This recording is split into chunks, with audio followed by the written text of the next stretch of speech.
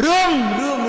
វីជួលម៉ូតដោយសារតែយើងកើតមកជាកូនប្រុសដើមទ្រង់5ម៉ាត់ជុំខ្លាចអ្នកណាអាកូរ៉ាក៏បានយកឡានមួយដើម្បីរៀបកម្រងទៅបាញ់វី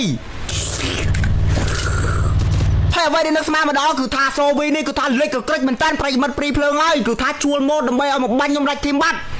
ប្រាជ័យទៅហើយដំណើរសាច់រឿងគឺថាសូវីបាញ់ខ្ញុំងើប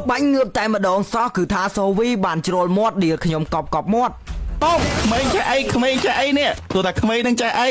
ឃើញទេក្មេងនឹងអាចចេះអីទេក្មេងប្រសិលមកតាក់ហ្នឹងហើយអ្វីដែលខ្ញុំមិនគួរឲ្យជឿប្រិមិត្តព្រីភ្លើងហើយគាត់ដៀលខ្ញុំភ្លាមស្រាប់តែខ្ញុំចូលលេងមកប៉ះគាត់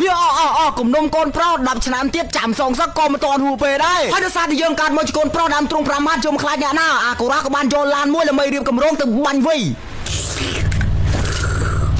ហើយអ្វីដែលនឹកស្មានម្ដងគឺថាសូវីនេះគឺថាលេចក៏ក្រិចមែនតើប្រិយមិត្តព្រីភ្លើងហើយគឺថាជួលម៉ូតដើម្បីឲ្យមកបាញ់ខ្ញុំដាច់ធីមបាត់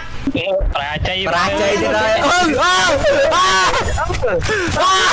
ដោយសារតែគាត់ជ្រុលមាត់ដៀលខ្ញុំខ្លាំងពេកប្រិយមិត្តព្រីភ្លើងហើយគាត់ខ្លាចខ្ញុំទៅសងសឹកគាត់គឺថាគាត់បានជួលម៉ូតអស់រាប់ពាន់ដុល្លារដើម្បីមកកម្ចាត់ខ្ញុំតែបងខ្ញុំមិនគិតថាវីជួលម៉ូតមកបាញ់ខ្ញុំទេប្រិយមិត្តព្រីភ្លើងប៉ុន្តែខ្ញុំឃើញកន្លែងនេះខ្ញុំច្បាស់ហ្មងអាប៉ែម៉ូតនឹងគឺថាបាញ់គេចង់អស់ពីម៉ែbayប្រិយមិត្តព្រីភ្លើងប៉ុន្តែអ្នកគ្នាធីមវីអីគឺថាអាប៉ែនឹងអត់បាញ់ទេអាសូវីក៏គាត់អត់បាញ់ដែរបុកធីមមួយវីអញ្ចឹងហើយនៅក្រៅរឿងនេះគឺថាមានតែអាសូវីទេដែលជួលម៉ូតនឹងមកបាញ់ធីមខ្ញុំដោយសារតែគាត់ខ្លាចខ្ញុំសងសឹកនៅថ្ងៃមួយទៀតខ្ញុំក៏បានលេងប៉ះគាត់ម្ដងទៀតហើយម្ដងនេះគឺថាខ្ញុំបានជន់ដានរបស់ម៉ូតហើយម៉ូតម្នាក់នេះគឺមិនមែនអ្នកណាឆ្ងាយទេគឺម៉ូតដដែលនឹងឯងគឺម៉ូតដែលអាសូវីជួលមកបាញ់ខ្ញុំនៅថ្ងៃមុនហ្នឹងឯងម៉ូតទៀត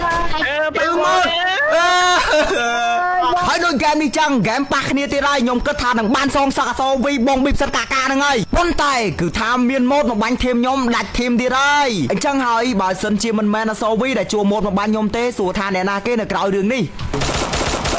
គាត់មានឯងជួយបាញ់អើយជីបាត់ហ្នឹងហើយហើយថ្ងៃទី10ខាងមុខនេះគឺថា event ឈុតប្រែកាយនេះគឺនឹងចាញ់មកហើយអញ្ចឹងបើសិនជាអ្នកគ្នាអត់ដឹងថាពេជ្រនៅកន្លែងណាដែលមានតម្លៃធូរថ្លៃជាមួយនឹងសេវាកម្មដាក់លឿនរហ័សទាន់ចិត្តអ្នកគ្នាអាចដាក់បាននៅ page PNT Diamond Store បើសិនជាអ្នកគ្នាណាដែលចង់ទិញលក់ hero ដែលមានសុវត្ថិភាពអ្នកគ្នាអាចតាក់ទងទៅ page ពូស៊ីនបានចំពោះ page គាត់ Agora ដាក់នៅខាងក្រោម comment នៅថ្ងៃនេះគឺថាខ្ញុំសងសឹកវីអត់បានទេប៉ុន្តែចិត្តជាកូនប្រុសដើមទ្រង់5ហាត់មិនដែលខ្លាចអ្នកណាទេនឹងមានលើកក្រោយទៀតចាំទទួលយកទៅហើយអ្នកគ្នារងចាំមើលទៅថានៅភាពបន្ទាប់ Agora អាចសងសឹកវីកានេះបានដែរឬទេ